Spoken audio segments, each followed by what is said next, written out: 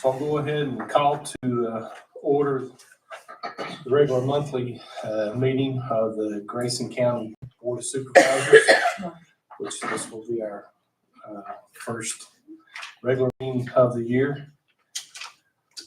So at this time, I'm going to ask Mr. Boyd if he would lead us in the invocation and pledge of allegiance.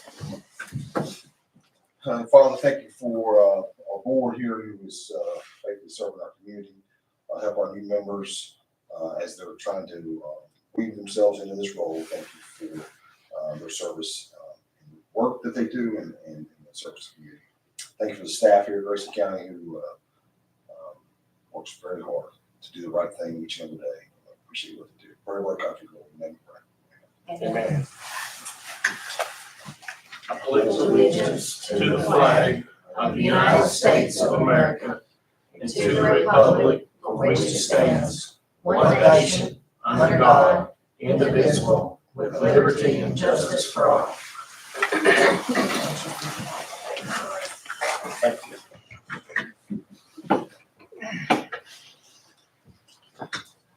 I believe we've only got one person in attendance here with us, but so reminded that the quorum pretty unruly. I'll try to keep quiet. Yeah, just don't be too unruly. Good to have you with us today. If my eyes closed, just holler at me, okay? All right. Good to have you with us. All right. Prior to the meeting, everyone's had a chance to review the material with the agenda and consent agenda. There is one change to the agenda that Chair will entertain a motion to adopt in with the regular agenda and consent agenda. Mr. Chair, I move to amend the agenda for the regular meeting to go into closed session for consultation and briefings by legal counsel, consultants, or staff members pertaining to actual or probable litigation or other legal matters pursuant to Virginia Code 2.2-3711A7 of the Virginia Code involving a lawsuit. Okay. Do I have a second? Second. All right. Any discussion? All in favor, signify by saying aye. Sorry, aye. Aye. Okay. Any opposed? Chair also aye. Okay. It appears that there's no public hearing scheduled for tonight, nor presentations. We did not receive any registered speakers prior to the meeting. And at this time, we'll check to see if we have anyone signed up to speak for public comment.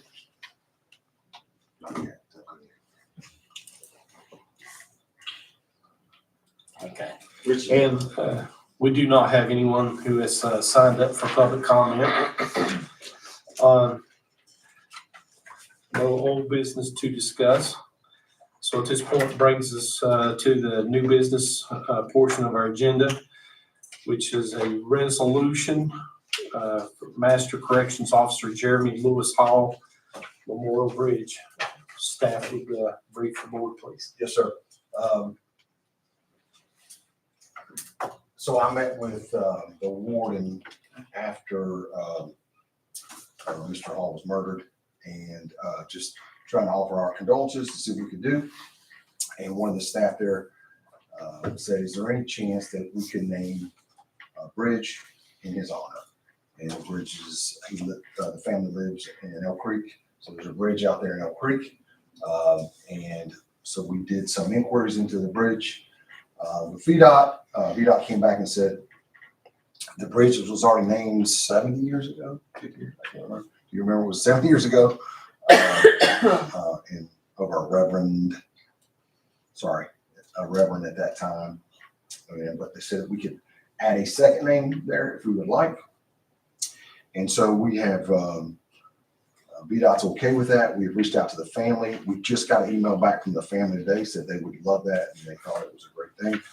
So the process is would have to adopt a resolution. This is that resolution right here, if you so choose to do that. And then we would also get a letter of recommendation from corrections, which we have, and submit that to the new head of VDOT who's coming in, who's just come on the job since there's been a change of administration. So that's the process. The cost would be at the county's expense. And I don't have a formal cost yet. So if you wanted to decide at that point in time, you could, but it's generally, I think about $1,000. Is that right? $1,500 to name a bridge in somebody's honor, put the sign. It'd be our responsibility to purchase the sign and be able to put the sign up here. So that's what this resolution is, to move forward on naming the bridge in his honor. Like I said, we received the material ahead of time, if everybody's had the opportunity to look at it. Could make a motion to approve. So moved. Second. Would, any further discussion on it?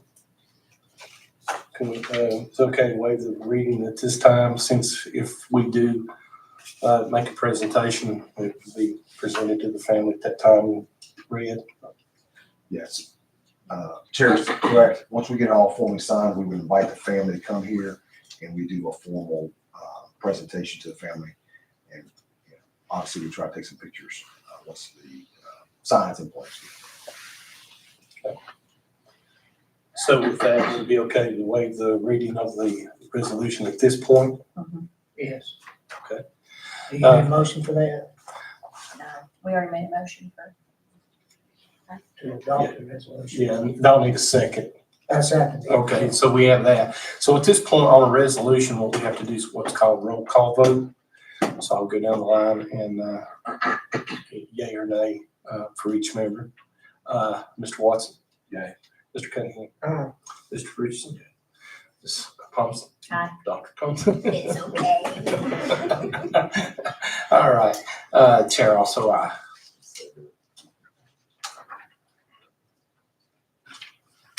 All right. Next item under new business would be board appointments.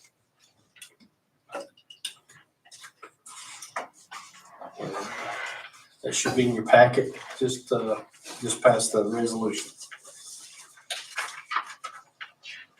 There's several of these.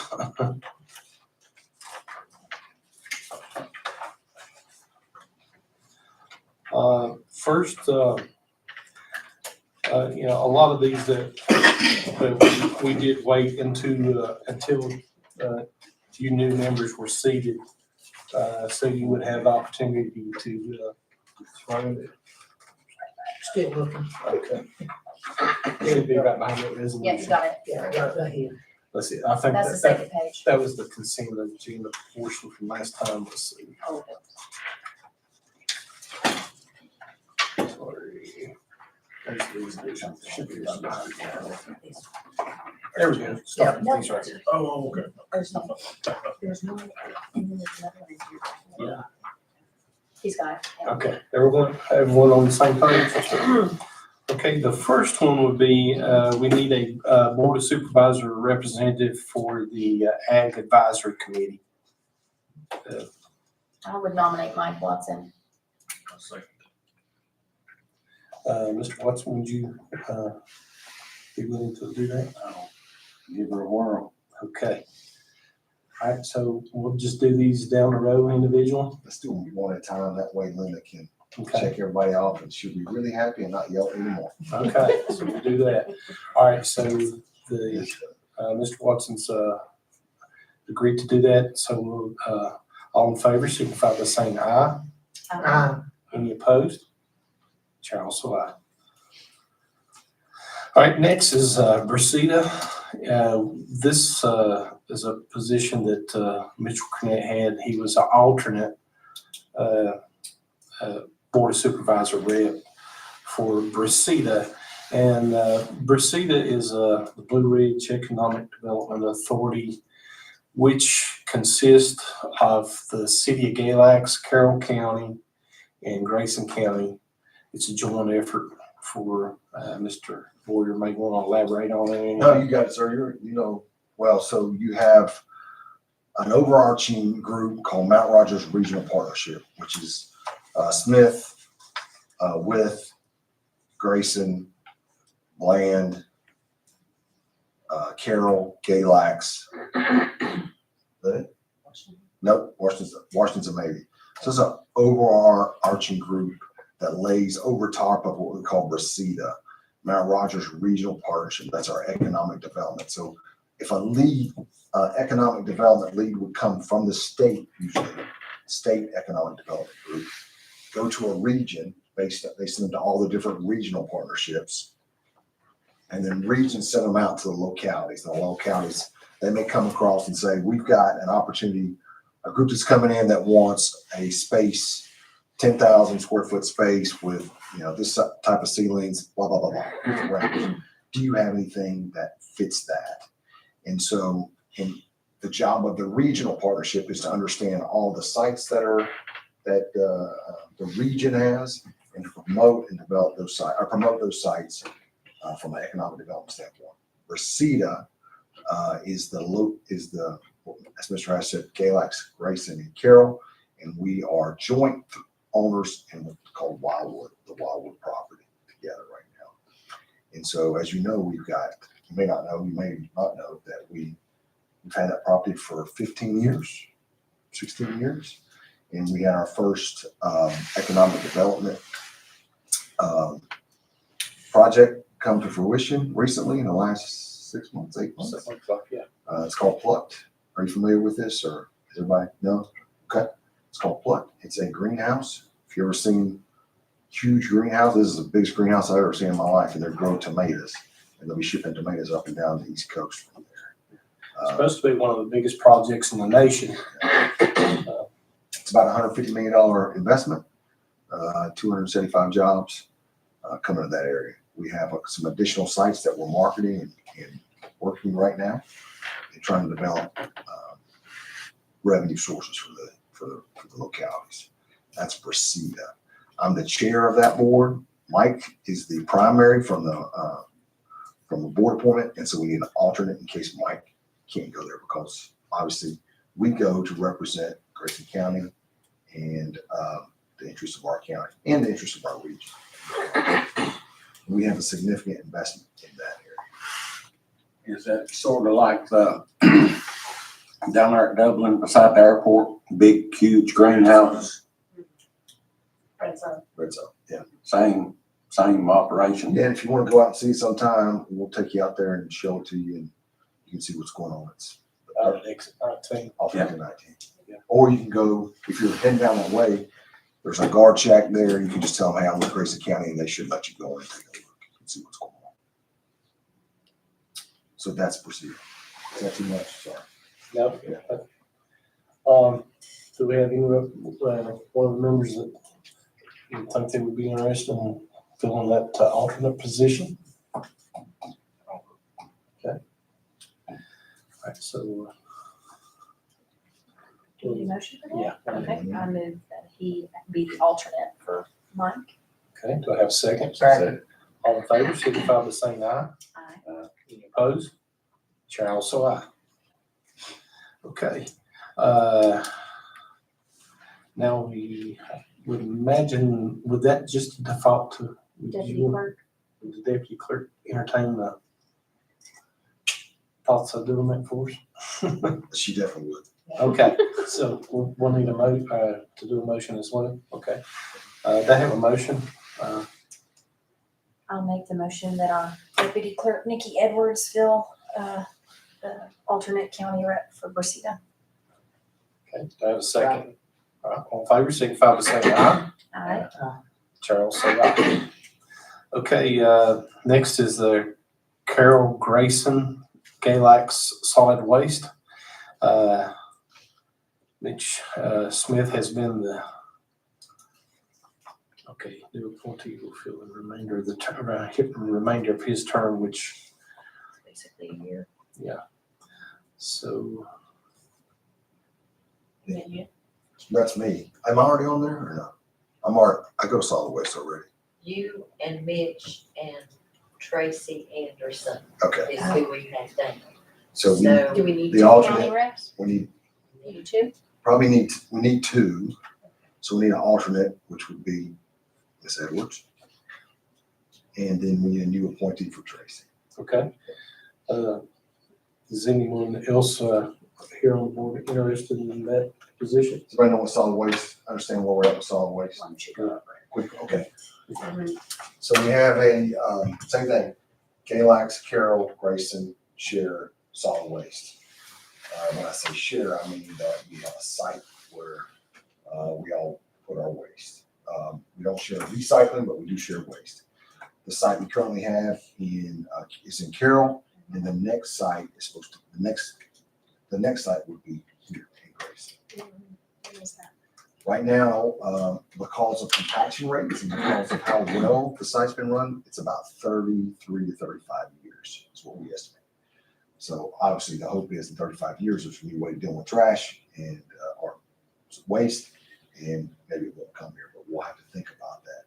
So if you don't know anything about solid waste, it's, there's a lot of engineering, there's a lot of regulation. DEQ is over there quite a bit. We have a very good group. There's been a lot of forward planning in that group. For example, we have a certain amount of money in reserves right now, planning for the closeout of that site in because it takes $15, $20 million to close the site out. That's how expensive solid waste can be. Anytime you build a new cell, when I say cell, would be a new, say, portion to put more of your solid waste, you're talking about $5 to $8 million. It's big, it's expensive business. But your trash rates are determined on this, this group determines trash rates, or determines tipping fees, and that affects what we have to charge for trash. So we certainly want a representative from the county like us who can come in and,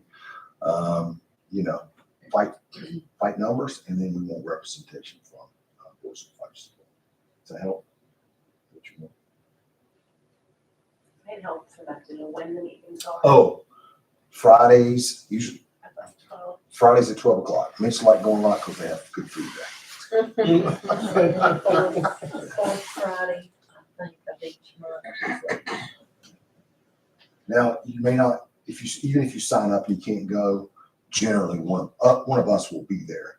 If there's a serious matter where we need voting, else like, Time now. if there's a serious matter where we need voting, we would call you and say, hey, we need you to be there because we're going to brief you up on what's going on, and here's everything we know, and here's how we're thinking through this issue. Obviously, you can vote any way you want. I would just tell you, and I know Nikki would tell you the same thing. Here's everything I know about the situation. Now we're going to go in and listen, and there's going to be a presentation, and we'll have to decide how to vote. Generally localities vote together because they're in a line, but that's kind of how it works. It doesn't mean you have to go every once a month. It means, I would say generally, we will do the hard work, and you come in if you have time, you come, obviously, but if you don't have time, we'll take care of it. They usually meet every other month on the last Friday of the month. Yeah. Any questions about that? Any interest from any of the board members to participate on it? Okay. Do I have a motion? I'll move for Mr. Cunningham to be the supervisor on the Carroll Grayson Galax Solid Waste Board. I second. Have a second. All in favor, signify by saying aye. Any opposed? Chair also aye. I was like, I don't know. Do we also need to, put Miss Edwards on there too? yes, as alternate, yes. If somebody can make that motion, that'd be great. I move that, Miss Edwards will replace Mitchell Smith on the solid waste board. Second. All in favor, signify by saying aye. Aye. Chair also aye. Okay, Cleo's, that's generally the chair and the vice chair. And I've been doing that. Mr. Brantley didn't, most of the time wasn't able to, so the gentleman been taking care of that. And I'm more than happy to keep doing that. I move that we keep the Cleos board primary as the chair and alternate. Oh, can I? Since I'm the alternate, can I make, I can't. Okay, find somebody else. Okay, we'll go ahead and vote on the primary if we have a second. Second. Okay, all in favor, signify by saying aye. Aye. Okay. Do I have a motion for an alternate representative on the Cleos? Dr. Thompson, I move that Dr. Thompson be the alternate representative on the Cleos. Okay, do I have a second? I'll second. All in favor, signify by saying aye. Aye. Chair also aye. Just a little bit on the Cleos that has to do with like workforce development. It's a group that meets in with. It's a regional project with all Bland, with the City of Galax, and also we join into that group with a group from the New River Valley, which has Montgomery and some Pulaski and some of the other counties down toward New River. But it has to do with they get a lot of grants and training programs for people for jobs and careers, kind of trying to attract getting well-trained people for particular jobs in the region. Okay, the next is the Eagle Bottom Housing Project.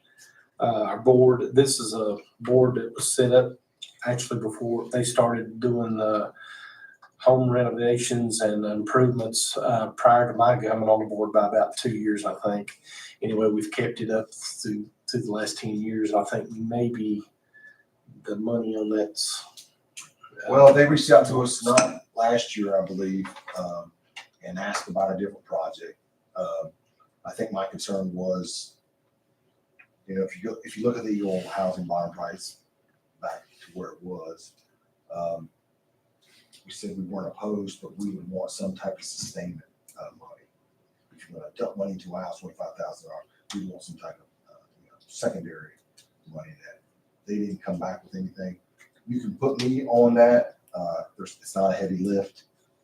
If they come back with a different project, I'll be here while I'm here, and if not, we can jump in or something like that. So I would just assign me to Okay. So that. My recommendations, sir. You do whatever you want. Somebody else. no, that's fine. And generally, me and Mary have most recently served on that board, but generally a couple board members are on it. And then if there is a project, then we review the applications that come in from the property owner or homeowner, and that have been reviewed by contractors that get bids on it, and we approve the bids if there's a project they're going to do. But like I said, at current time, there's no projects going on right now that I'm aware of. But anyway, just trying to familiarize y'all a little bit with what these different things are. So is there a motion for Mr. Boyer to serve in that capacity for Mr. Smith? So moved. Okay, all in favor, signify by saying aye. Aye. Chair also aye. Okay, the Family Management Policy Team, CPMT. This is I've pretty well served on this board since I've been on the board. This basically for families and children in need, certain services are provided, and there's a pool of money that's provided for those people. There's some kids that are in foster care, some kids that have been in abusive situations, that have been placed in foster care, that may have to get some kind of counseling, or there's treatment that they have to go through. What this group does is listen to recommendations from people that are like caseworkers and psychologists and people that are on what's called a FAP team. They come and make recommendations to this group, the CPMT, and we approve the money, the spending of the money. Now, a portion of that money comes from the county, and a good portion is called CSA funds, which comes from the state. We we pay a certain percentage of what, whatever those recommendations and what spending is going to be done. I think our portion is like 21% of what's actually spent, mainly the state out of that CSA pool of money. They joined a bunch of organizations years ago, juvenile probation, a lot of different things, and put all their money together. And then that's how they fund the treatment for these kids that are in need of services. About the best way I could do. You did You great. did really well. Okay, so that's what this group is. Okay, so like I've been on there for some time, and there is staff does have a representative or individual, and so, okay. Should be the, policy of coming in. Yeah. So we could go ahead and approve, if somebody wants to make a motion, then with the alternate, if there's somebody that would be willing to be the alternate. Generally, I'm there because I've been chair for the last couple of years, so I try to make every, okay, all right. So do I have a motion? For both positions? Yeah, we'll just go ahead and do that. I'm so moved. Ms. Edwards for the staff position and Dr. Thompson for the alternate. Okay, Supervisor Ash. okay. Do I have a second? I'll second. All right, all in favor signify by saying aye. Chair also aye. All right, District 3, Liz Jones, I'm the representative for District 3. I don't know when my term ends, but Liz Jones has been the alternate. And I reached out to her. She's had some health issues, and but she is still desires to be the alternate and be on that board for District 3. District 3, they provide services for the elderly in our region, made up of a region encompassing with Marion, Abington, Washington County, Carroll County, Bland. Anyway, District 3 is, they provide different services for senior citizens. They're also responsible for the Links transit system for that same area. So that's what that, if you're on that, that would be what that's related to, District 3. Anything you might add, Mr. Boyd? Anything you missed? Okay. So as I said, Liz is still interested to serve in that capacity. If someone would like to make a motion, or if there's someone else who's. I would move that Ms. Jones remain the alternate since she's still willing to serve. Okay. Do I have a second? Second. All in favor signify by saying aye. Chair also aye. Next is Galaxy Grayson Ambulance Service. Mr. Boyd, you want to take that? Sure. So Galax Grayson Ambulance Service. So we have a board does everybody know where GGM's is in Galax?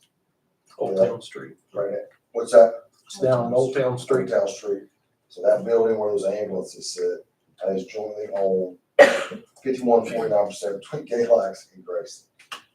And it services Galax and Grayson residents. And it is the main transport service for the hospital. And we spend right now about $394,000 a year for that service. And it is the only real 24/7 service that we have devoted from an EMS standpoint to Grayson residents. They're fully paid EMS services. The rest of our EMS services in the county are labeled volunteer. They are paid except for the western end of the county. The western end of the county does not pay their EMS volunteers. So only fully paid service.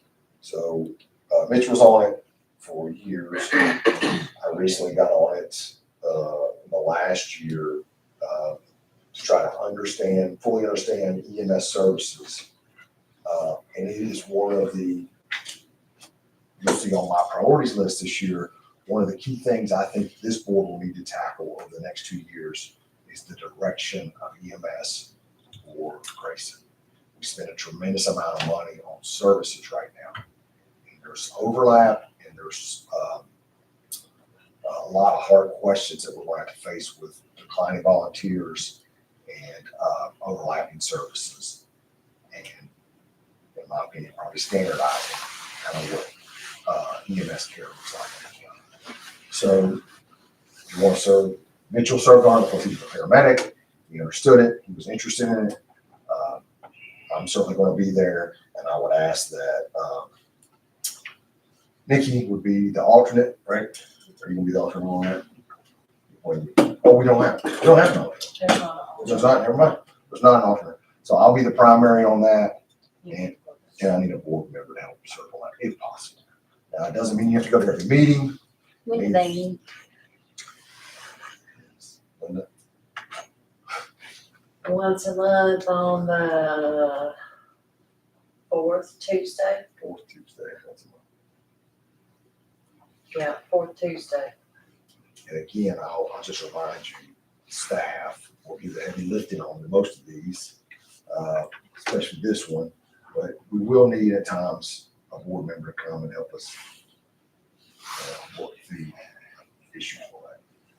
If you have time, it's great, but I know most everybody's busy and working and stuff like that. Is that wrap it up?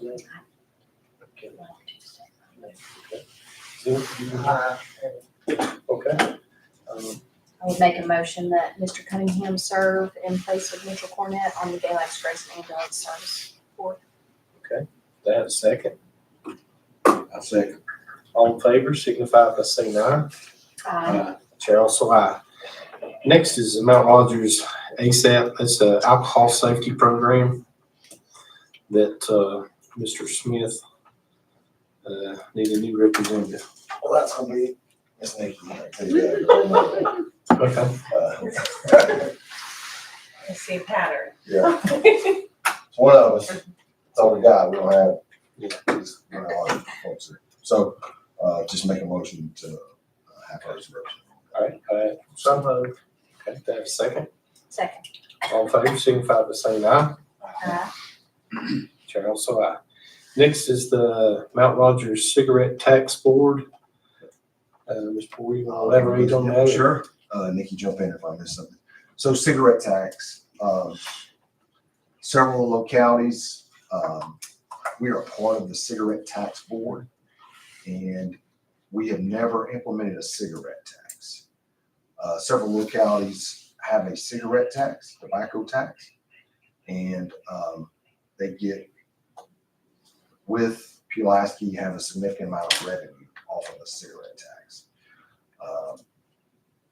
Not today, but when the next board that comes out, I'll provide you with what that data looks like.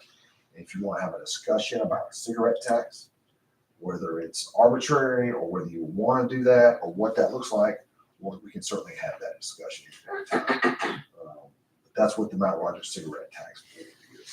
Now, does that just apply to the cigarette tax or also vapes, smokeless tobacco, et cetera, et cetera? How about smokes, but not vapes at this time?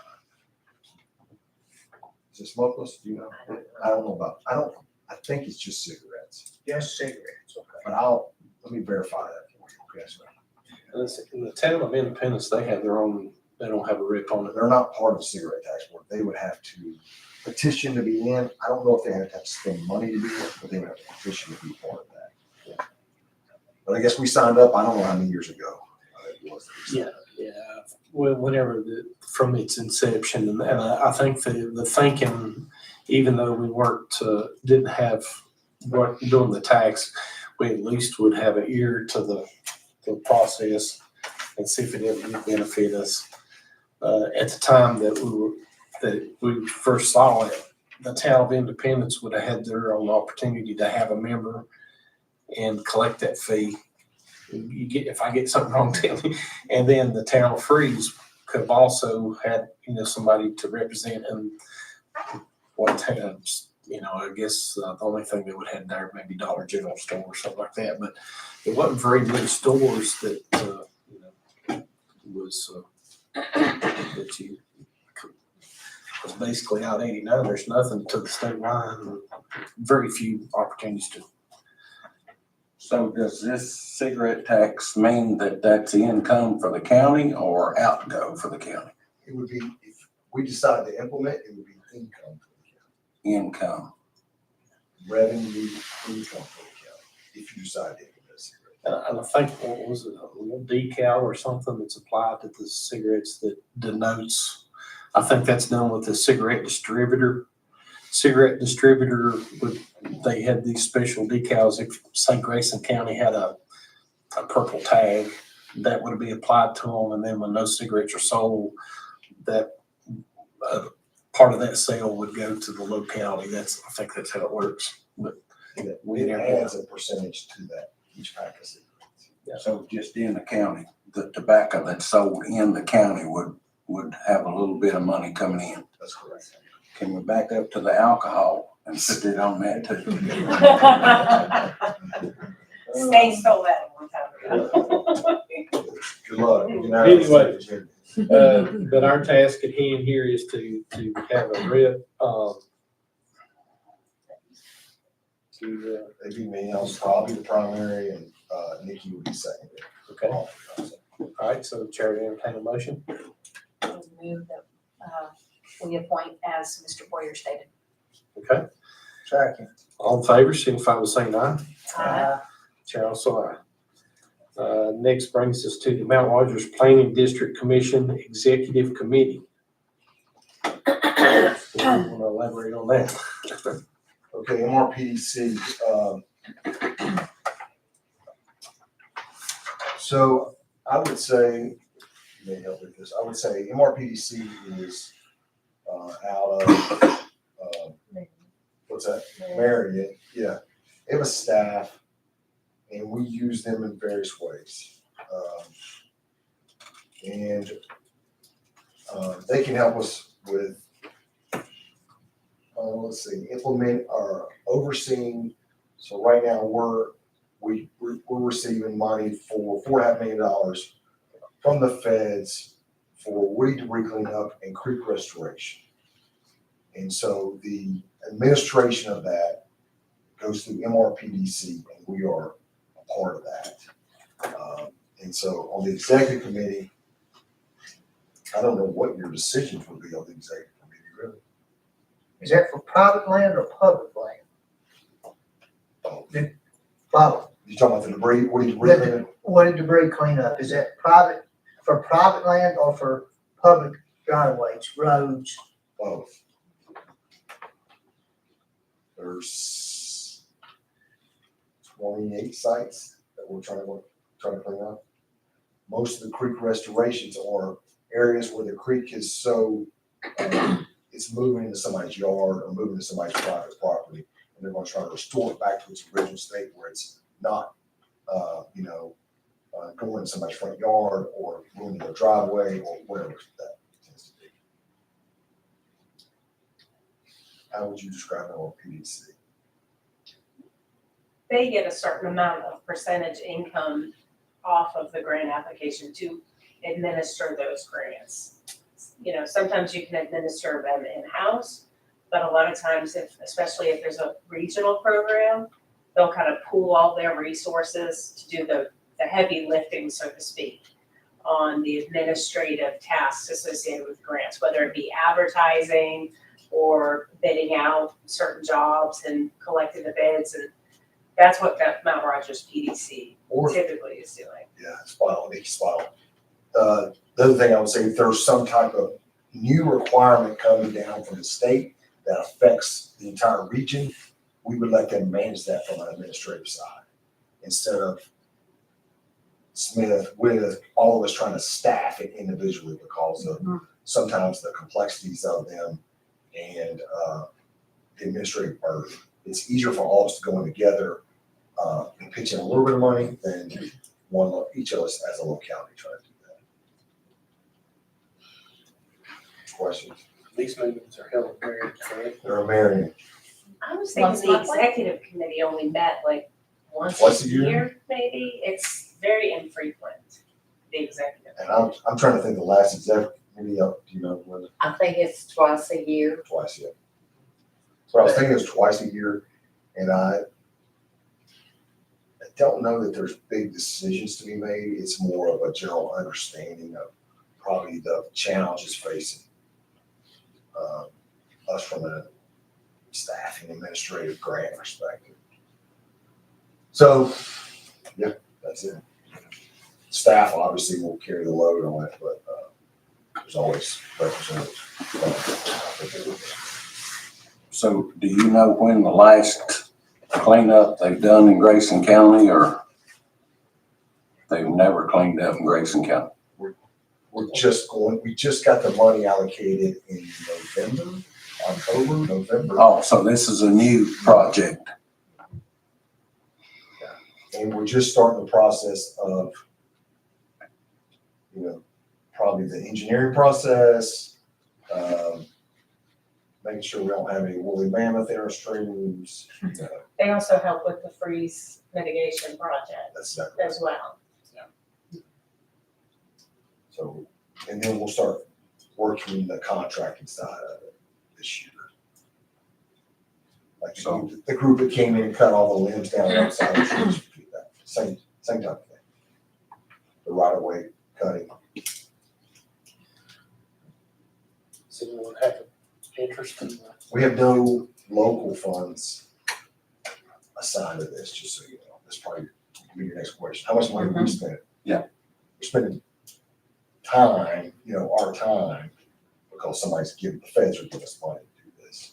Oh, okay, coming from a federal government. It's just our time, which where the value goes on that. Maybe twice a year. It's not a, if you can get over Mary, the hardest part is getting across the mountain over Mary. I do.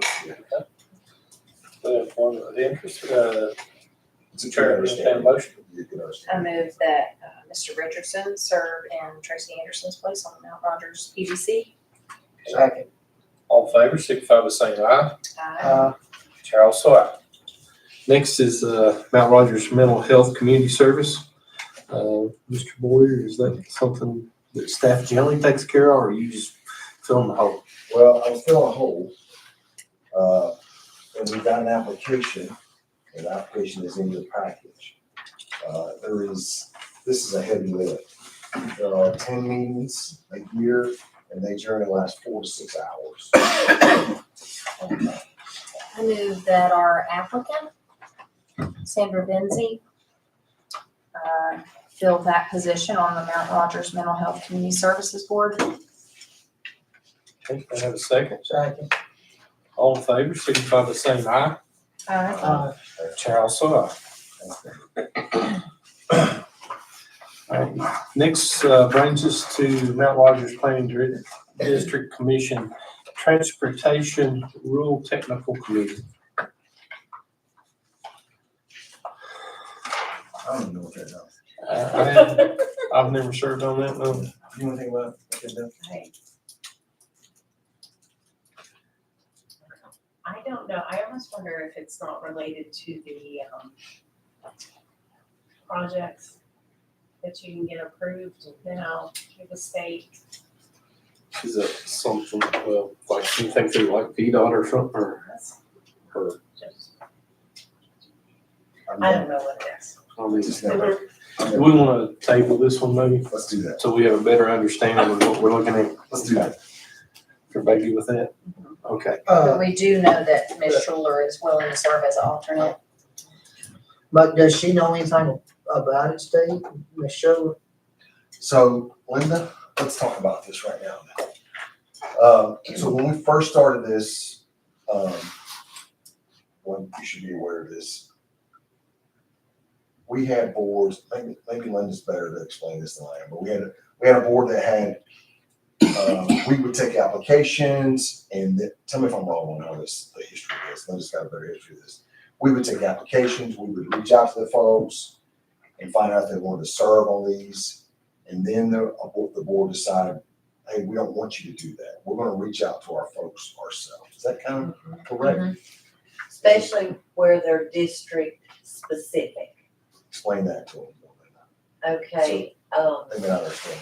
It's if- not all boards that are. No, all board, planning commission, board of zoning, are district-specific reps, representatives. So you need somebody from your district on that board.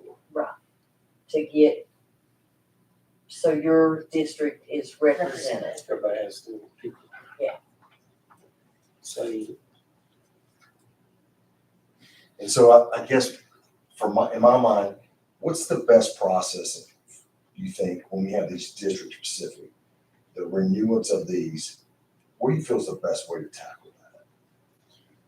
In the past, we have sent out a notice of term expiration for that appointment, requesting that the person that was serving at that time either contact their board member or our office on whether they are willing to serve again. Then, of course, if they contacted us, we let you know that that they are willing to serve or no, they're not, and then another representative would need to be found. Which would come back to whoever they were, what district they were in. Is that a process that the board's comfortable with, or do you want to change that process? Kind of prevents it from becoming very weighted towards one district or one supervisor's choices. Well, I think what we want to do is try to take some of the burden off the board Right. from making contact with people all the time. And Linda's used to making contact and go, hey, are you interested in serving again? If so, please let us know, right, Linda? Yes. And then she can contact you and go, are you good with this? If so, then we've got it all here. It's pretty clean. Instead of you trying to, what's that? Well, I was just gonna say, I would contact the board member first to say, Fair enough. Ms. X, her term is up. Do you want her to serve? Gotcha. Are you happy with her serving again before we ever Reach reach out out to to them? Right. That's kind of, And if there is somebody that a particular supervisor has in mind, we've all tried to be respectful of each other's selections. Yeah. We get to say for our district, and it's only fair you'd say. I have one question about all of these appointments. Does each one of these committees or boards report back to us at any time, or is it just to have a representative there? Like, do they haven't had to come in and say, hey, this is what we done, or this is what we decided to do, or is it read into the minutes, or how we know, how we keep up with what's going on? sure, good question. The best way is when you attend meetings on whatever committee or board you're on, they give you minutes from the prior meeting. Once those minutes are approved, if you would get them to me, email, take a picture with your phone and, text it to me, then that goes under, I put that under the informational items that goes in your packet each month. And here's an example. This is like for the Blue Ridge Crossroads. These were submitted, and so she'll put that in your packet. And then this is some notes from District 3 Right, from there. And when we have a meeting, she'll put those in here. okay. That way you can kind of keep up with what's going Yeah, on. kind of look through them and see what's going on, okay. Same from my perspective, like next month, you'll have Mount Rogers Regional Partnership. So it's Ashley Shrewsbury, she's the director. She'll come in here and give a presentation.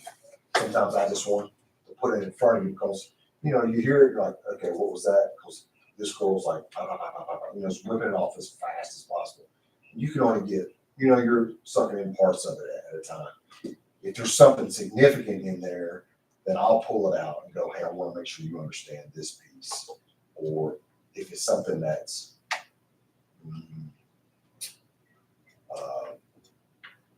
could potentially be an issue, then maybe we'll talk about it in closed session. I'll pull out a topic in that closed session so we can be aware. I'll try to flag things like that. Make sense? Yep. Yeah. Yep. I just did, upon all these people, we never hear or see nothing from them. That's what I was worried about. Yeah, and a lot of these that you'll be on, and you're gonna hear things like a particular agency is gonna have a shortfall with federal money that's gonna be coming in. Well, that's something that staff's, gonna be interested in or looking at, because then there's a spending for, gap. Right. There's not gonna be that money to expend. So, yeah.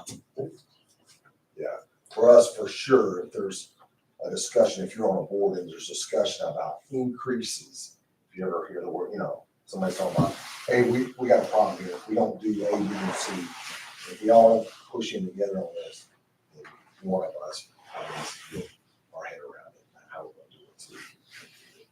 gonna do it.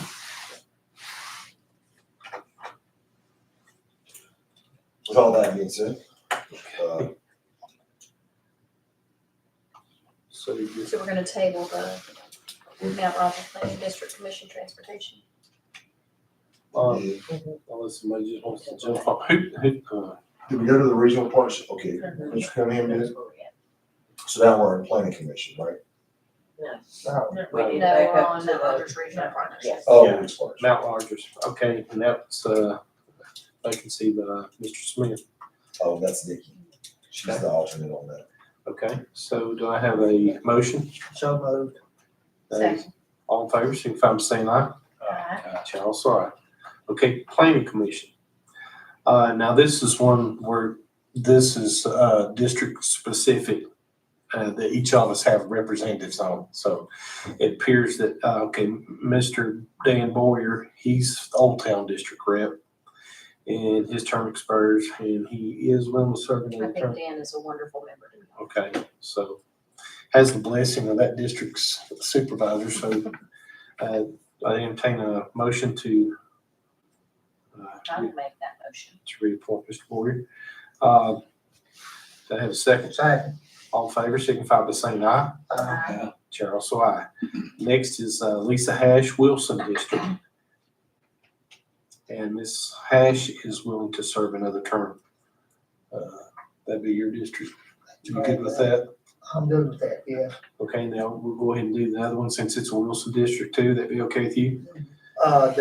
Both of them will be on the board then, or is that the one that, Brian Walls serves as chairman of?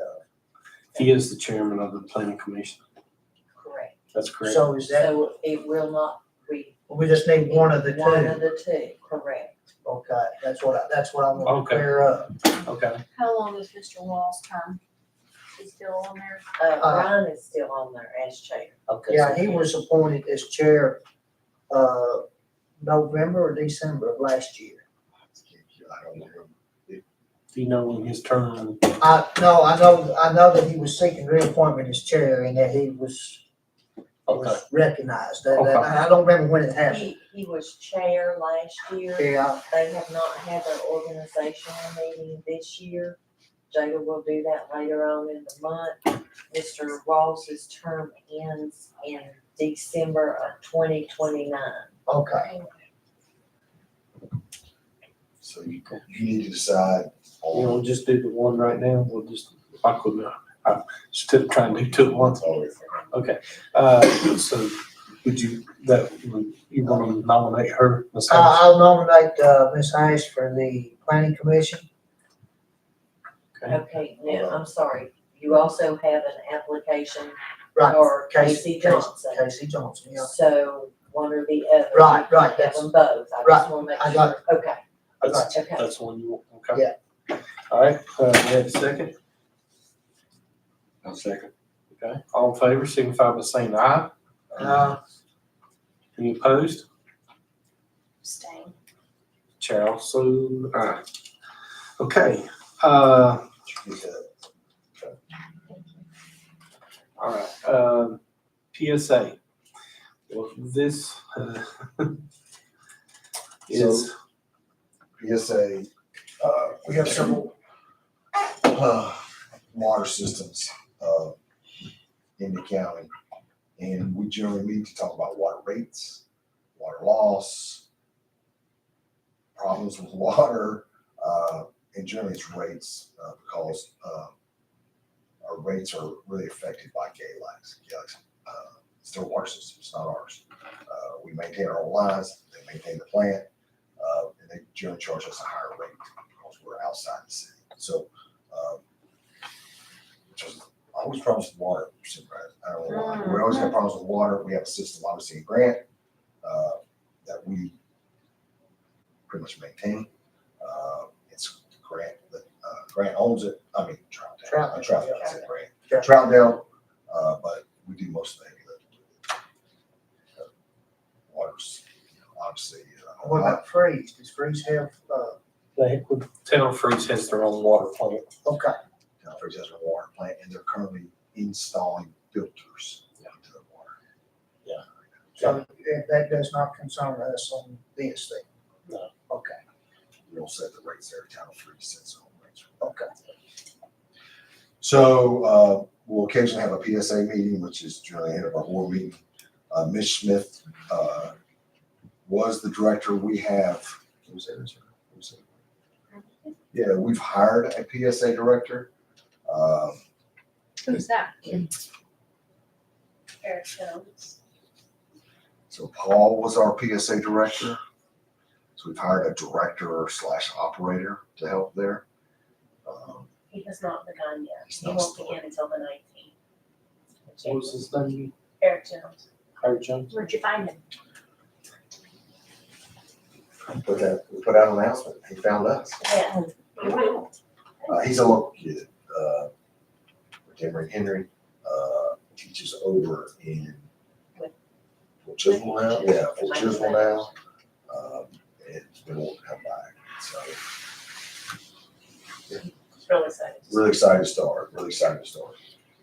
And as you know, our building official resigned not long ago. Keith has been doing the work of the building official. He's running 6 days a week right now. I think yesterday he had 18 inspections. And by 18 inspections around the county. And so we had, gotta give help. He was our building inspector and our water operator as well. So he just can't do all three. So back from some positions. So we've got somebody coming in. So right now it's Mitch is, I would say just place me there for now. And when he gets on, gets on board, he can come in and brief you about the water issues and tell you here's what's going on, here's what I know. We can talk about master meters and flows and how much water we're dumping out of our Fairview system and all this kind of stuff. Yeah, Louisville Lane, how many connected to Louisville Lane, everything. So I would say right now you would want to place Mr. Smith with Mr. Boyer. I don't know if we need a deputy director right now. We can hold on that. And then we also need to appoint to the authority Mr. Cunningham, Mr. Watson, and Mr. Richardson. Motion to that effect. So moved. Second. All in favor, signify by saying aye. Aye. Chair also aye. The wireless authority, we need to appoint the authority again, Mr. Cunningham, Mr. Watson, Mr. Richardson. The wireless authority is our mechanism. Generally, our board, same board as the board of supervisors, it's just a separate board because we entered into a public-private partnership with US Cellular to build the towers in the western end of the county. And so it's just a separate board that you all will sit on. We meet a couple times a year just to brief you on things like, hey, here's where we're at with land leases. Here's where we're at with tower construction. And you're going to hear about the tower construction that's taking place now on the western end of the county. And hopefully, God willing, we have this project complete in the next year-ish. And we'll see, our dreams of having really consistent communication on the western end of the county and including some better communication out towards Elk Creek. So the sheriff's office can talk, emergency services can talk, and we'll have 90-some% of the western end county covered with cell services. So that's the goal. Mr. Tom Revels is still, Mr. Tom Rails still works as our program manager for this. So as far as I know, unless he's dropped off the face of the earth. He has hope not. He's not. I ain't talked to him in 2 days, so that's a big deal. Okay, So, go ahead. Go ahead. so is this talking about the towers that the police, rescue, fire departments, they're building some in the upper end of the county that's gonna take care of that and to keep this and to do this end of the county? Well, they're all connected, right? Think about microwaving from tower to tower, tower to tower. Okay. So he's gonna leave these up here. Yeah, last year, we did as much improvement on the ones that we had, so we changed some equipment out.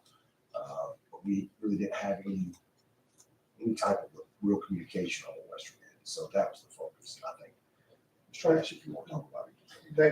Go ahead, I'm sorry. The three that will be constructed in the west end, they're a joint project with T-Mobile or US Cellular, where we can co-locate our equipment, and that'll put the rest of the repeaters up that'll create the paths that we need to web the county with radio communication. So that's this. I think all the other equipment has been installed. Everything on Point Lookout.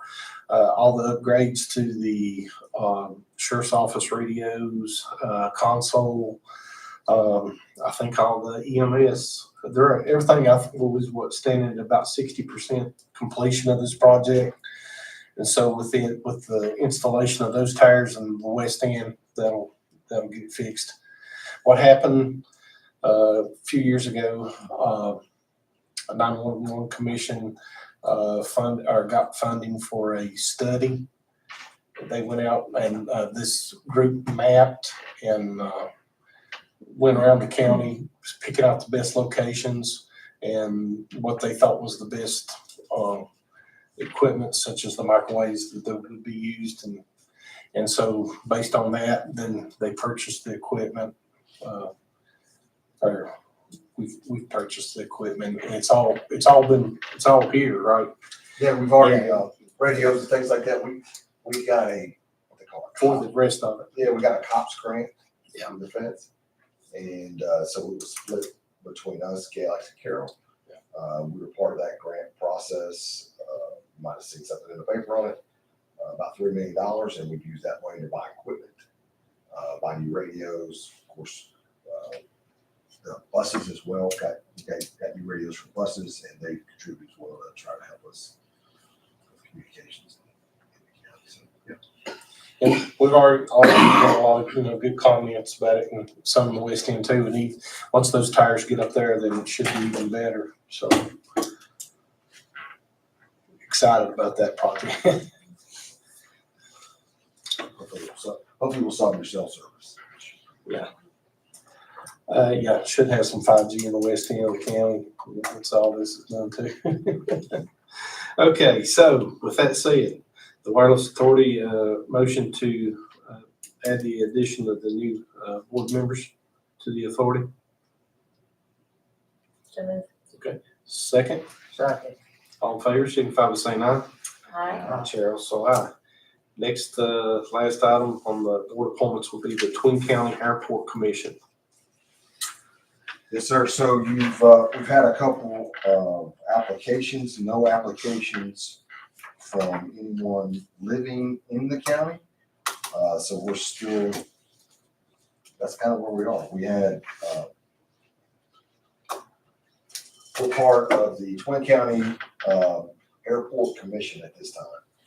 And so we signed a agreement, gosh, I don't know the year off the top of my head. And so we have a financial obligation of roughly a little less than $20,000 that we have to pay into Twin County Airport.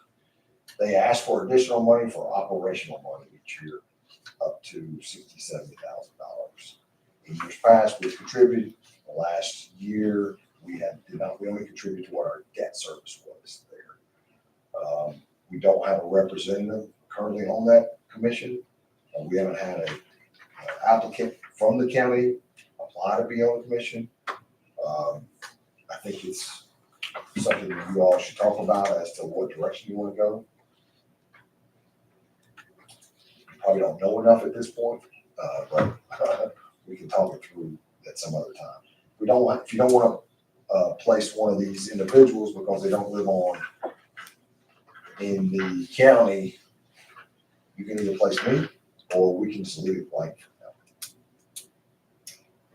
So personally, I don't know how many of you all, I know both of these applicants, and they're both wonderful people, but it's as the board stated before, I think the biggest hangup is the fact that they're not Grayson residents. Mr. Diamond does live in Galax, and Mr. Drawdy would also be a wonderful person for that board, but I'm not sure about, representing our county. I am more inclined to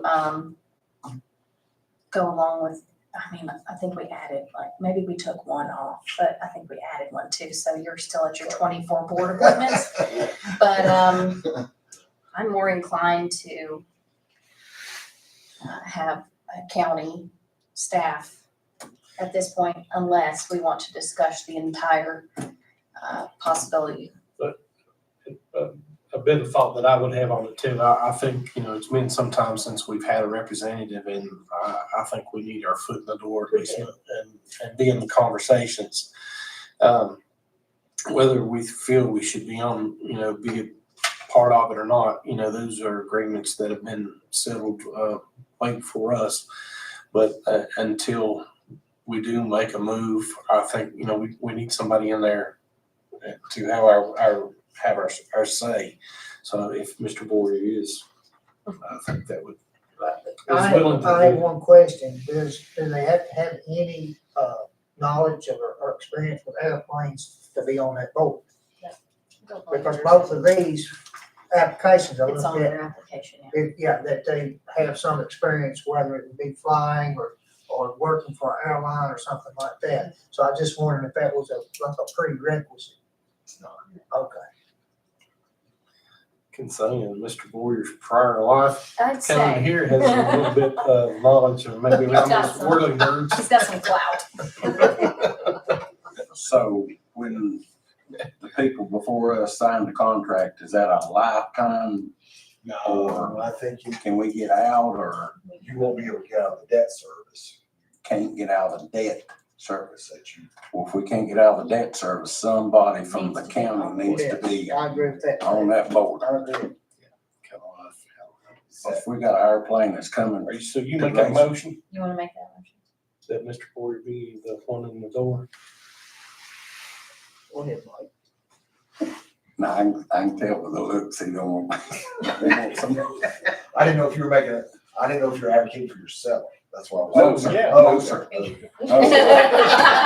Real quick, no, sir. I don't need a airport. No. My daddy made a pilot out of me at a very young age. He cut wood, not pilot.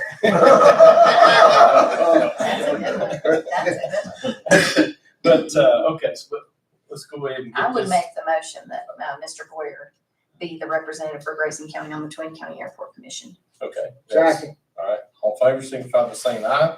Aye. Chair also aye. Sorry, Steve. I like that. All right, next would bring us to Grayson County livestock claim. Okay. Hang on, let me get my notes.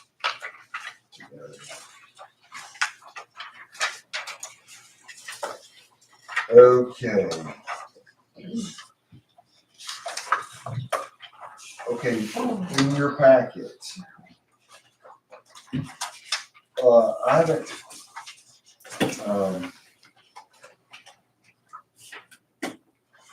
I did not leave with a complaint. I think, Mitch had met with him, and did you meet with him at all? I spoke with him. You but spoke he with him. came in and dropped this off. Okay, he came in and dropped this off, so, this gentleman, he's not here, is he? No. Okay, he is seeking compensation. If you read on the sheriff's report, 3 dogs killed someone's livestock.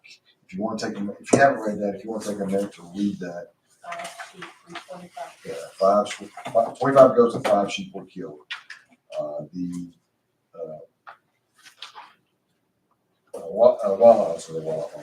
Austin went out, did the investigation. His investigative notes are in there. If you want to take a look at that.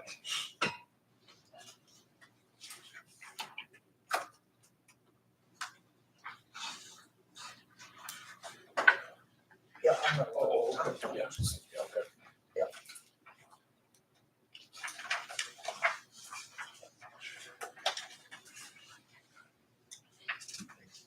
Have they already took this to the court? They have. So he already, if you keep looking through your packet, you'll see the Code of Virginia, compensation for livestock and poultry killed by dogs. And it says, it talks about that, 1,000 per animal, 25 per fowl, blah, blah, blah. Exhaustion shall mean a judgment against the owner of the dog upon which an execution has been returned unsatisfied. And so he went in front of the court, and he has a judgment in amount of $6,325, and it has not been exhausted.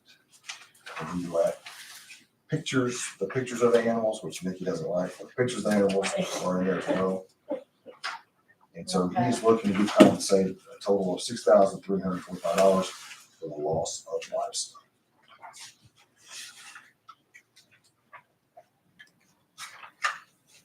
Okay, so the guy is asking for the county to pay for his sheep and goats. That's correct. His name is Mr. Willard. Ricky Willard, Spring Valley, has, keeps, livestock down on farm on that green line of, Spring Valley. And, the code section, I've lost it. Anyway, requires him to first seek, judgment against. And that has been done. They Yeah. got there. Yes. Yeah, But the defendant has not made restitution. have not made restitution. Now, Mr. Boyd, if you correct me if I'm wrong, there's been, no statement from Mr. Willard or anything, and an effort was made to collect those funds.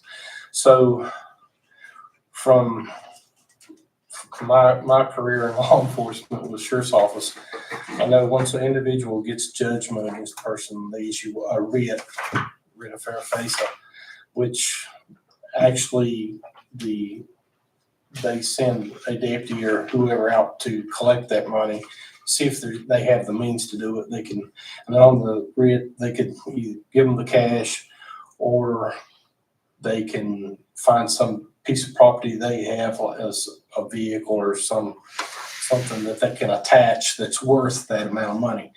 The only thing I see is that portion of the judgment's not being completed. There's no actual seeking of the fund.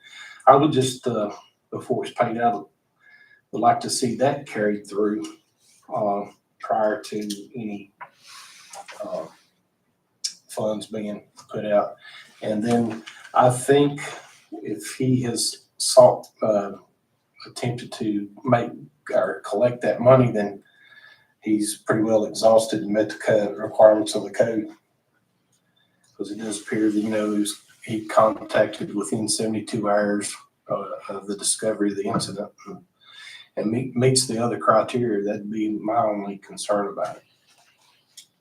So you're saying something in addition to the warrant and death? Yeah, officer? I've talked to the Okay. clerk at the general district clerk's office where you file your warrants and deeds, and they have the writ up there ready. If Mr. Willard wants to have it act, he'd have to come and sign, and then once that writ is issued, then a deputy would go out and do civil process, and then if he doesn't have the means, then I guess. So my suggestion might be to, Approved based on. that criteria was met. If someone wants to make that motion. Are there further questions about this? I understand. But there's no other way to get it as in a judgment against or like a. For the county to recoup from the, Yeah, it's not out of the. that might be a question for legal. I don't, But that's the same question I had. If we give the guy, pay the guy for his livestock, and he does collect it sometime in the future, can we force him to repay the county the amount of money that we paid him? I don't know how we would know that, as he told us. So this is already out of the judge's hands. The judge, The yeah, It's judge- already, yeah, The he's, judge no longer can convict the guy of him yeah. having control of his dogs. What it appears is the defendant, you do not have to be present he for wasn't present. judgment to be entered against you. And there's a block down here on the warrant of death that the judge will mark. And he's, you know, not in, he wasn't present for the judgment. And the judge at that time then gave judgment for the plaintiff. And so that was, looks like December 22nd. So yeah, it's already been, that was the first threshold that he had to meet for this code section that he, and the second one is to send the deputy out there and say, hey, you got to pay me. well, as far as the judgment, I mean, in my eyes, you know, at least some effort needs to be made to ask the defendant, you know, for the money. And if the, you know, I'm sure, you know, if it's awkward for Mr. Willard to go out there, there's a legal way to do it, and that's by the writ. And if there's no effects to be found, you know, and he doesn't have the means, then I think then the judgment's been followed through as far as it goes, and it meets the standard. For the code of Virginia. Right.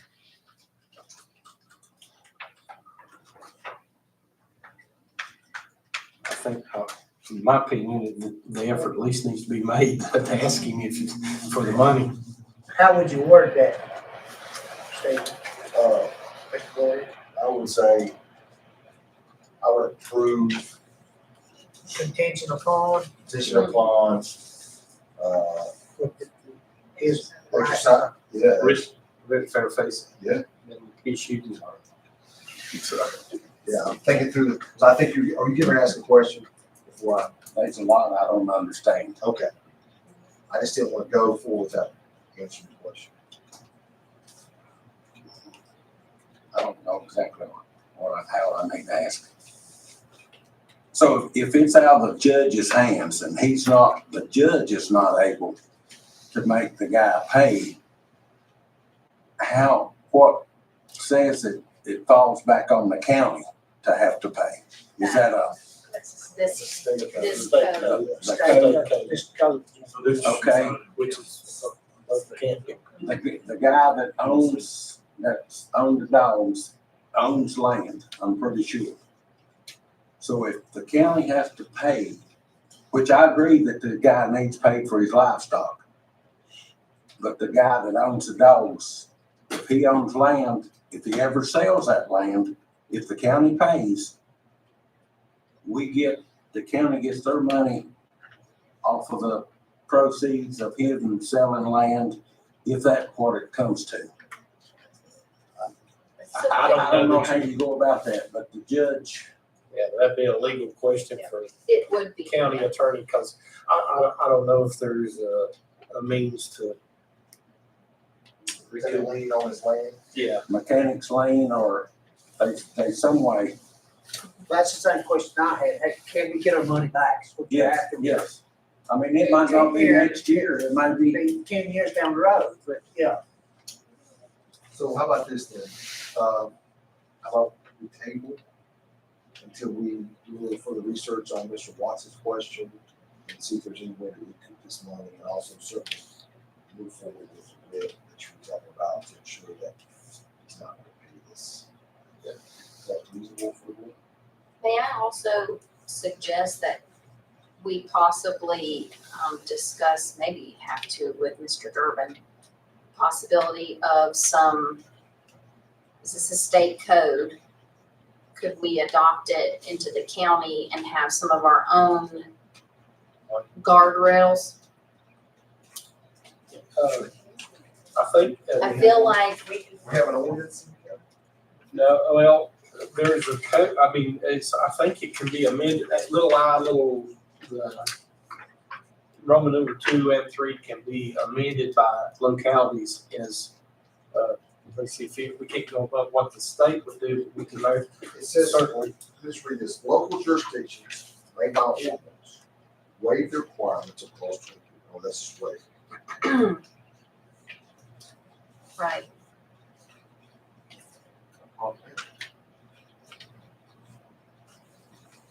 I'll have to find out. not I understand what you're necessarily saying for for this, this. but I for have one, future, I have one for more future. question while we're on this. This is coming out of general funds. At one time, did it not come out of the funds collected from selling dog tags in the county? Oh, that revenue goes into the general fund. isn't it? Okay, okay, So, so I it mean, in circles, essence, it yeah. circles round, okay, that, Mhm. okay, thank you. That's a good question. Just want to tell you, that would be It's up to you. If you want us to, if you want to take action pending, or it's up to you. If you want to take action pending, or if you want us to do a little work on this week, so. I see this guy, he's been down since on August the 10th, so he's, you know, if he was relying on any income from those sheep and goats, Mhm. Yeah. I'm I don't want to inclined cause him any due hardship. No. I right, just, that's what I'm getting to, that's what I'm getting I just think, that once we, exercise that writ and it's been followed through, then I think, I would say that's appropriate, pending to. that he exhausts all efforts. okay, do I have a motion? So moved. Second. All in favor? Hold on. Will Whoa, you whoa, restate the motion? Okay, so restate. Please. That contingent upon following through with a writ after he has got judgment, that if it comes back with no effects to be found, then Mr. Willard would be compensated. Is that all right? And then if the, not as part of that motion, but I would be interested in seeing what we can do for future circumstances. to come. So I guess we still have a motion. Did you second it? I'll second it, yeah. Should we amend it to see if we can seek recompense at a later date? We'll go ahead. I don't think it, Go ahead and do that. We'll just go ahead and do it. I don't think you're fine. I think you're fine at that point. Okay. We can take action, legal action. And Yeah. We'll go back to the board. Here's what we found we can do. We can put a mechanical lien or judgment against his property if he has anything, depending on the sale of that property, and we'll recoup it that one time. Okay. If there's no other way, if the writ doesn't produce any results. Right. all right. Any further discussion? All in favor, signify by saying aye. Aye.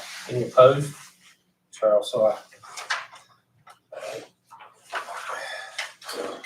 Next, last item is BRIC discussion, Bristol request for division of proceeds. Um, So about a month ago, Mitch attended these, it's called Bristol Regional Improvement Center meetings. They are in Abington. And it's, you may or may not be aware, but the county receives proceeds from revenue that the casino produces in Bristol. It is split 14 ways right now. That money is split 14 ways. And Mitch said, hey, Steve, I need to get off of this because we've got some challenges here. And so I've been to 2 meetings now. And the challenges are that Bristol has asked the other localities to accept less of the proceeds and then take more of the proceeds from the revenue casino money. From the revenue that the casino produces. Does that make sense? So Bristol has come to this board and said, we would like more of the revenue that the casino produces. Okay? And so I'll give you some numbers real quick. In 24, we received $625,000. In 25, we received $713,000. In 26, $941,000. That's significant revenue for the county. What's that allocated for in the county? That money? Emergency service. Emergency services. It's all emergency services? Well, you have to designate prior to receiving the money, what you're going to use that money for. So you could change it each. There's only 3 categories, sorry. Schools. Schools, emergency services, and sheriff's office. No, Sheriff's office. Well, yes. And those are there's only 3 ways you can use that money. So we have to come up with a way to recoup if it's spent on those 3 things to make up for it. So if we lose that revenue, Is it completely pulled or just like a percentage less or? so nothing's pulled yet. So what they've asked us to do is reconsider what our allocation is. And I'll give you the presentation as they gave it to me, just so you can understand it, okay? Is that fair? Yep. Okay, begin with the slides. I want to give you a little context first, just so you have. So this was the second meeting. Their biggest issue that they came to us was with their landfill. They have made some decisions on landfill that have put them, they used a rock quarry as a landfill, and there's a ton of issues with that. Oh my goodness. Ton of issues with that. And so the first item they talk about is their expenses and debt associated with the landfill.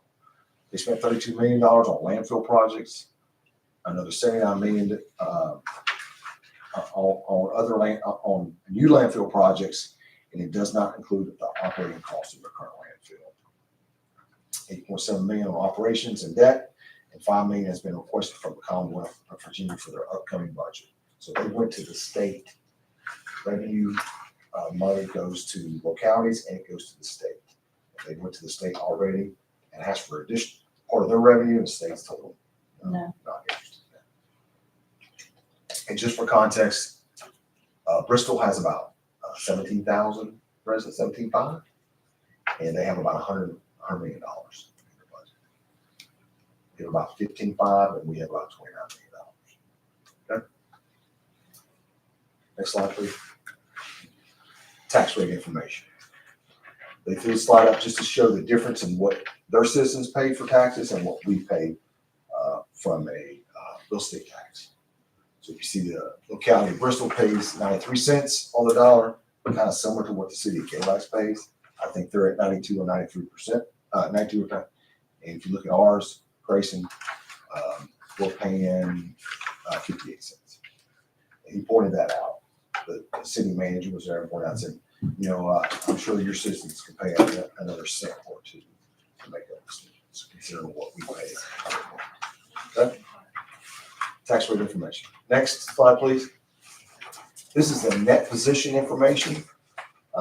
Nikki can explain this chart just probably better than I can, but based on your financial report, on your ACFR report, it tells you your net position where you're at from a financial standpoint. If you look at the city of Bristol right now, they're in the hole of about $82 million, what they're saying.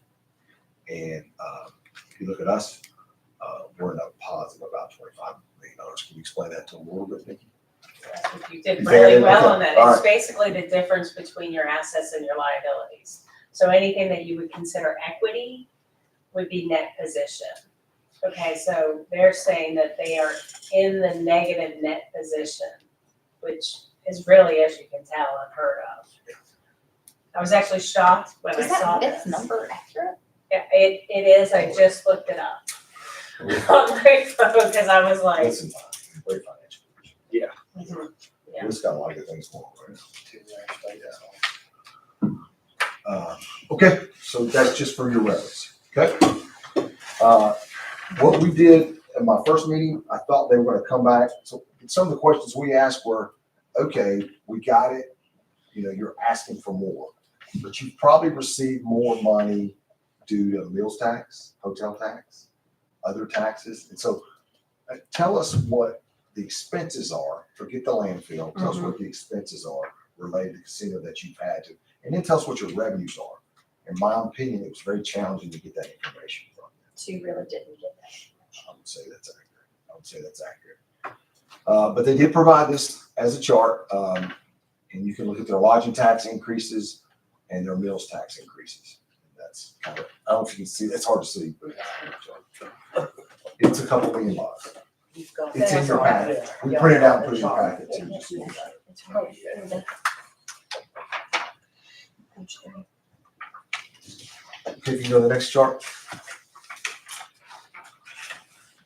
Okay, these are some of the new expenses that they took on. See, it goes, future costs for Bristol, they had to hire some new police officers, detective positions due to traffic and the crime created with the casino. They've had to have some additional training for the public safety department. They need different equipments, and they've had to have some infrastructure costs there. So you can see exit 1, traffic flow needs, turn lanes. They didn't give us an exact number, but I estimated that to be about $1.5 million, $2 million. Probably about $2 million. Okay. So then they came to us with a proposal. Here's our scenarios. Here's what we would like you and the localities to consider. So we have this agreement right now. It's with you, all 14 of us together. And we split this money evenly. The only way to change this for them right now, the first way they want to change it is to work with the localities and say, let's come up with a different split. Okay? So you localities will take less, us, Bristol, will take more due to these reasons that we've articulated. Make sense? That's what they've said. The only way to do that is for us to adopt something on this board, this committee that I'm now on, and say, yes, we will do that. So they need 8 votes to make that happen. 14, they need a majority to change what the current agreement is. And then they would have to send that agreement, that change, to the state representatives and have that take place in the general assembly. Make sense? Okay. So this was their first scenario. Instead of the split 14 ways, first Bristol takes 50% and all other localities split the remainder. So instead of us getting 940, we would get $507,000. So that's $400,000. That's 2 pennies for us. Every penny for us is about $180,000. Okay, so we would get that less revenue, and they gave us August 26th. It would go up a little bit. So the future looks bright for the casino, which there's more money, more people are there, more people are spending money gambling, more people are going, there. And they're projecting what revenues would be if you're looking on that chart right there. Make sense? Okay. So we would go, instead of getting 900, instead of getting 700, we'd get 500. In 26, instead of getting 900, we'd get 600. So we're taking about $300,000 hit. That's their first scenario. Nobody was really interested in that scenario. Scenario 2, they come back, the numbers are a little bit jacked up, as Nikki pointed out. But they come back with another, Bristol gets 50%. All others hold at the amount received this year for 5 years. That allows them to recoup some money. This is their next proposal. And the reason I don't want to walk you through each one of these because we finally got to their bottom line was. So they wanted to see kind of where everybody was, the board was. And so everybody kind of held. And then we got, next scenario was, go to the next one, Bristol gets 40%. They don't get 50%. Now they get 40%. Okay, and now the locality split the remainder. Next one, Bristol gets 30%. All of the counties split the remainder. Next one, Bristol's portion is 5 localities, meaning the total provided is 18, and Bristol gets 5 of that. Is that the last scenario? Yeah. Yeah, I think it's the last scenario. That's the last scenario. They came to us and said, This is the only one that our board will say yes to. Otherwise, we're gonna go to the General Assembly and try to get a different allocation. The last scenario The last scenario for you. is the only one their board. Well, the only one that we that people were even interested in. Interesting. Now, there's some of the localities already said, not interested, not doing it, not doing it, not doing it. There was enough that said, I will take it to my board to discuss it with my board, because I don't think that I can make a decision that in August 26th, I'm gonna give up $160,000 worth of rent. I think that's a board decision. I'll give you a recommendation, but it's your decision to make. And so this is what they're asking you as a board to decide. Your decision is, are we willing to say yes to this now, or do we want them to go to the state and us to politically try to work through this from the state first? And the state could take all of it. Right, Certainly, right. the state can take more, certainly can. How did it come about to start with, as far as localities doing this out? 14.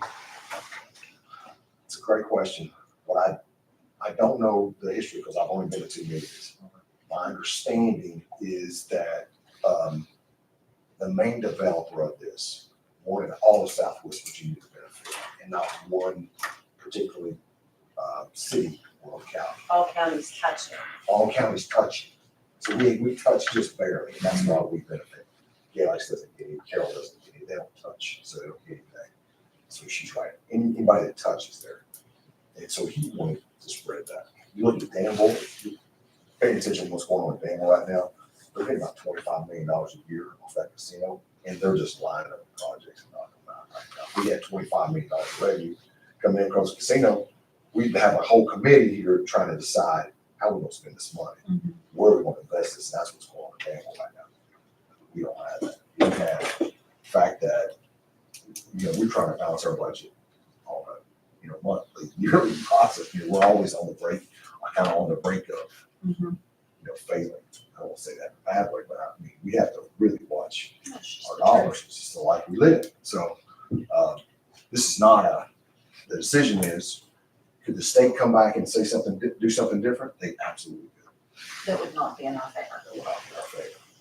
How many of the localities, you said some of them said immediately, we're not interested, 5, and they need 8 votes.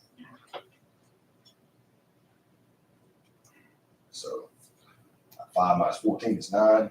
So I got to get 8 out of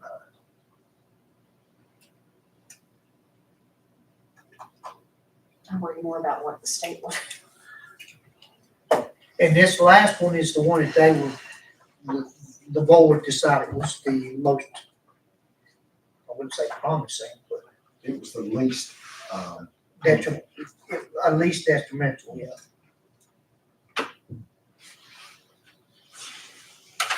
So then basically all these other scenarios, we're just looking at the last one. That's it. That has been, okay.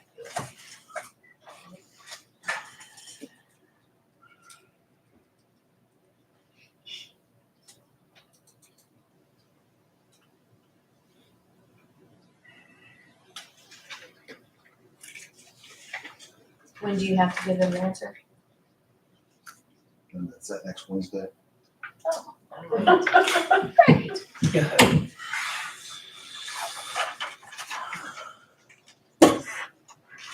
Go to admin next Wednesday. What's your sentiment? My sentiment is to tell them, no. That this is an agreement we had, the landfill's not. If the discussion is extra, that we need to fund extra law enforcement officers and fix roads, fine. The fact that you made really poor decisions on a landfill and want to use this money Absolutely. as a lever against the rest of the localities when this was an agreement we signed, my answer would be no.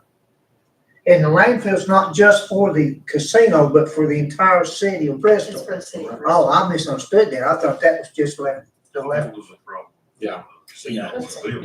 It Yeah. predated. They didn't keep it. Right, that predated the casino, okay, yeah, all right.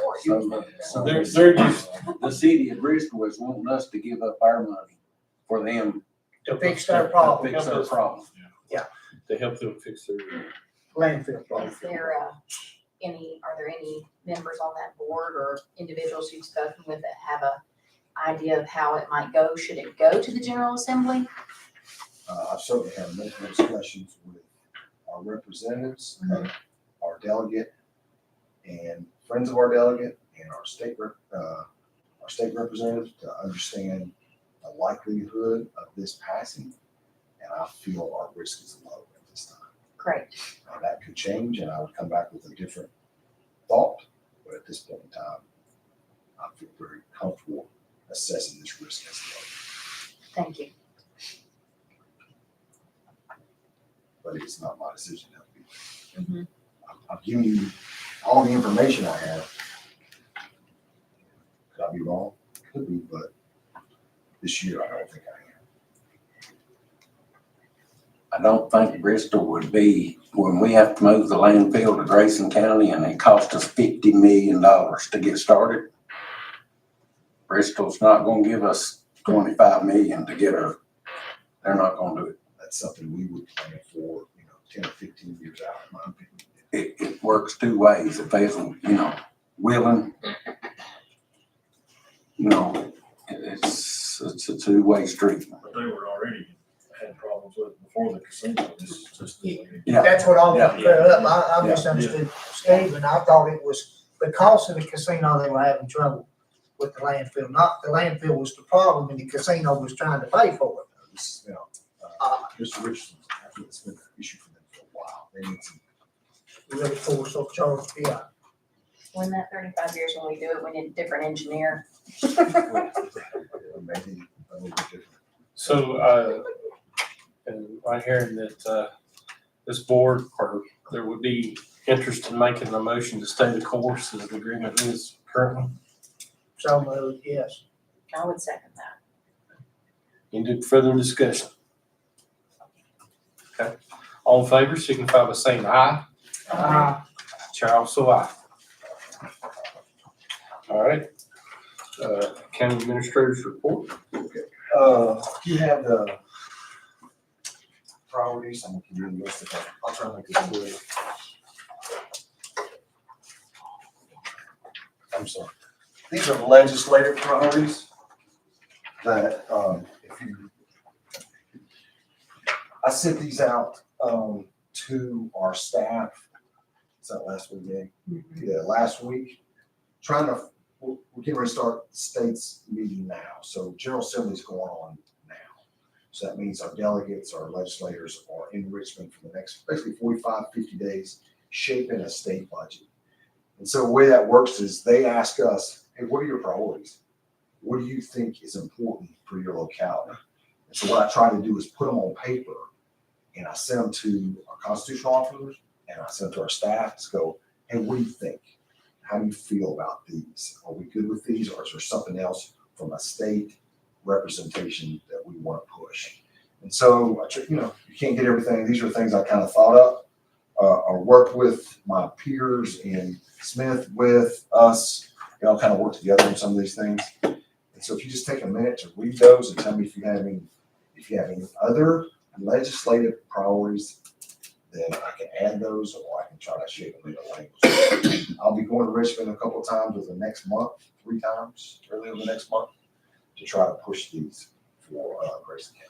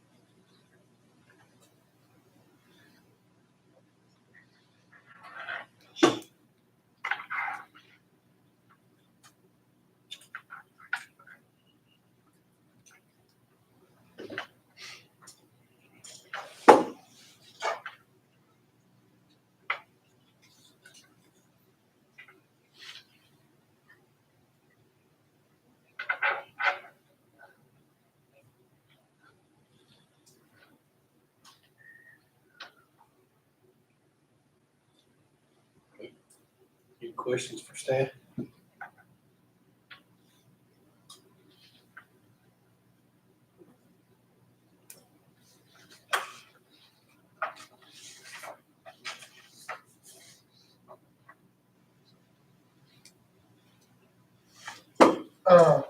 On the election, Stephen, Yes, sir. Mr. Boyer, if I'm not mistaken, we have 2 special elections coming up, plus the regular general election. That's correct. And my understanding is we do not get any funding from the state for the special elections, is that right? That's I correct. believe that's correct. That's correct. Mhm. Can we push if the General Assembly requires us to have a special election, that they fund at least part of that election or push that agenda? Especially for these small rural local communities like we have? Would that be a recommendation, or I don't know how to word it, but tell them, hey, look, if you're gonna make us run our voting booths, help pay for it. Okay, yeah, I put that down for sure. I'll formulate language on that, push that for sure. I did ask Zach, I'm trying to think when I asked that, what the cost to the county will be for these special elections, and I know I have an email here. Let me see if I can find it real quick. I can get his numbers. Okay, Steve Sarford laying these numbers worked up for you. We'll be working on finalizing the November election. Below is my best estimate for a potential special election. If we have to have one, it's $37,000. Times 2. If we have to have a special election, it's $37,000. So when is the special elections and what's it for? The best one that I remember, the first one will be on the resolutions coming out of General Assembly, and it should be in May. Is that right? If they pass what we think they're going to pass. Right. Yes. It'll be in May, and then there was, I don't remember the other one. Yeah, I don't remember the other one. April, May time. April, May. Oh, the other one is the primary. That will be coming up in June for the midterm elections. Midterm senator and if we have to have a primary. I think he's budgeted for that, but I'll have to go back and look. But He asked me what he needed to budget for in the upcoming budget. Does he need to budget for 2 elections or 3? And what I suggested was he budget for 2, and then as we get closer, and if there's a determination that there would be 3, we would adjust moving forward. if we have to have a special election, what I would say to you, if a special election comes, he will not have that in his budget, because we don't give that kind of fluff into somebody's budget of $37,000. We get a little bit, 500 here or 500 there, so that in case supplies change. But SAG doesn't have $40,000 in their budget to do a special election. We've got to figure out where we've got to make cuts somewhere. Somebody else gets a donut somewhere else, and we've got to figure it out. So I'll put that in there, Mr. Gunn, as a legislative priority. Another one would be, from what I'm understanding, there'll be about $100,000 cut to the SNAP program, which the state's sitting on all that revenue surplus. I'm just wondering if they could carve out some because it'd be about $100,000 shortcut in Grayson County. Thank you, Mike. Okay, any other on legislation? If something comes up and you're thinking about it, you can always call me. Next week, I'm going to the Tobacco Commission. We'll talk a little bit about that. And then we have 2 legislative sessions end of January, early February, that will be going up to Richmond. Okay. The last piece that I'll give you you don't have to comment on this. We can talk about this. These are moving priorities. We always list priorities for the county, kind of things that we're thinking about right now. And I'll give you a list of those so you can think about those. Thank you.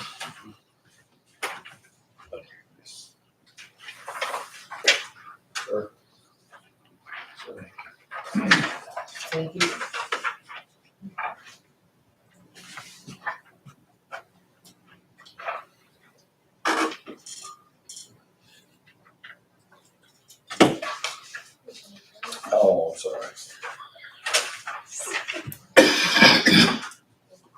we can talk about these later. We don't have to bat them around tonight, but these are things that I have on my list.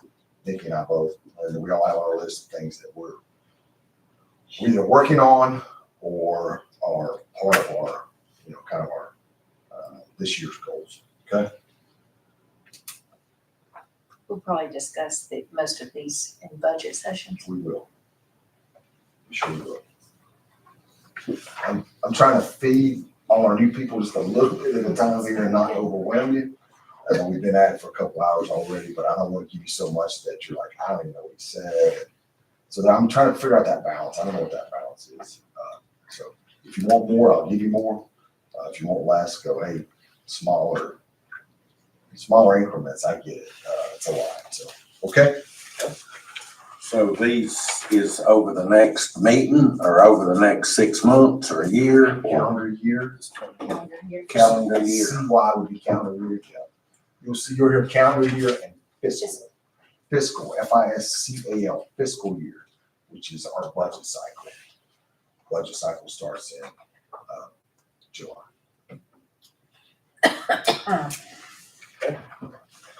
So we have, just so the board knows, we have from now till, have you given the budget calendar yet? Yeah, they got it in December. You have your budget calendar, so we're gonna be having regular budget meetings to try to set a budget for this next fiscal year. Make sense? And that begins July 1. So we got 6 months to figure it out. That's exactly right. That's better, right? You ready? Goes by a lot faster than you think. We're ready. We better work on one or two pretty soon. Okay. We got several meetings coming, so. Anything before I give up my time, anything from me, or Nikki or Linda right now? I just have the project at Freeze at the school I'd like to see carried through this year. I've got to get up with that, I'll keep you good on that. Okay.